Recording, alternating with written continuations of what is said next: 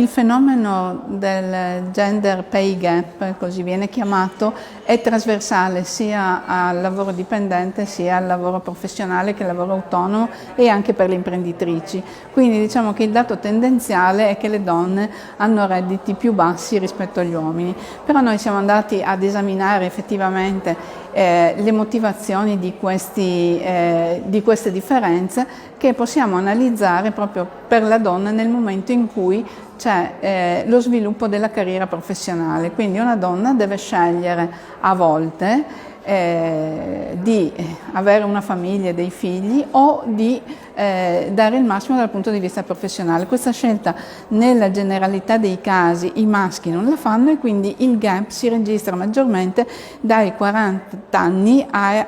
55-60 anni. E questo tema è anche molto presente nelle libere professioni perché vediamo tassi di abbandono proprio della prestazione professionale in questa fascia d'età. Però c'è un altro dato in quanto a tendenza perché le professioniste, sia ordinistiche che le professioniste senza le libere, diciamo, le lavoratrici autonome aumentano come proporzione rispetto ai professionisti o ai lavoratori autonomi maschi. Quindi vuol dire che nonostante la professionista, la lavoratrice autonoma abbia meno tutele anche per quanto riguarda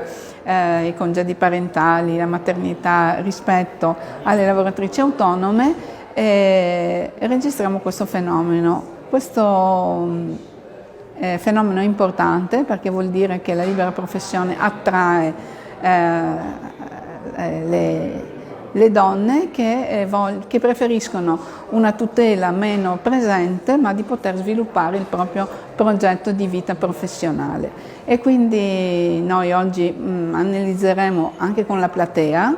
delle possibili azioni che veramente dovremmo mettere in campo perché siccome ci siamo messi insieme, abbiamo coordinato questo intervento insieme, 3 ordini molto importanti che sono gli avvocati, i consulenti di lavoro e i commercialisti, siamo molto numerosi in tutta Italia, quindi potremmo anche pensare, viste le nostre competenze professionali, le nostre conoscenze, di mettere in campo delle azioni per ridurre effettivamente questo gap di cui stiamo parlando oggi. Soprattutto bisognerebbe fare appunto una riflessione su prima di tutto il contesto, perché noi vediamo per esempio in Italia le regioni che hanno il più grande abbandono da parte delle donne sono le regioni dove ci sono meno servizi sociali, quindi dobbiamo fare 2 azioni. Sul territorio una politica di welfare più vicina alle famiglie, in modo che sia i padri e le madri o comunque la famiglia possa condividere insieme il momento della crescita dei figli e la crescita della famiglia senza pesare di più sull'uno e sull'altro. Per quanto riguarda invece i compiti delle nostre casse professionali, dei nostri ordini, è quello di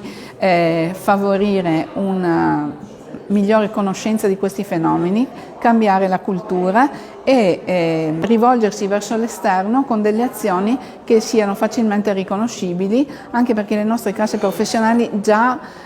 pensano che questo fenomeno rischia di compromettere anche la sostenibilità del sistema previdenziale, perché se avremmo più donne al lavoro con meno redditi dovremmo pagare pensioni più alte delle persone, dei maschi in particolare, che sono già in pensione, e quindi questo diciamo che mette un po' a rischio tutto il sistema. Quindi noi tentiamo nel nostro piccolo di sostenere con azioni di welfare concrete, e sicuramente